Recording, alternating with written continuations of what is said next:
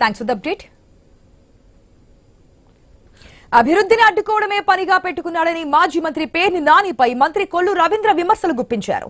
అధికారంలో ఉండగా అక్రమాలు అరాచకాలు చేశారని ఆరోపించారు.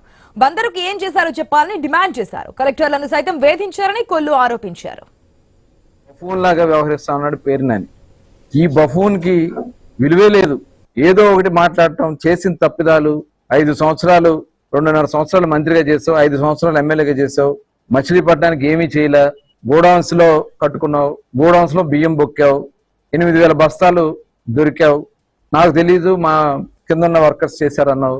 డబ్బులు కట్టింది వాస్తవం కదా అంటే దొంగే. ఎందుకంటే వాళ్ళ అకౌంట్ లో డబ్బులు పడినాయి. పేరు నాని గారి కుటుంబ సభ్యుల అకౌంట్ లో డబ్బులు పడినాయి. పడలేదా చెప్పానండి. మరి నువ్వు దొంగలే కదా. నువ్వు నీతి కబుర్లు మాట్లాడుతా ఉంటే ఎంతకంటే సిగ్గుచెట్టు ఇంకోటి ఉంటుందా?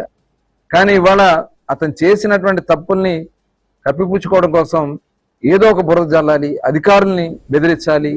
5 ఏళ్ల అధికారుల్ని చాలా ఇబ్బందులు పెట్టారు మీరు.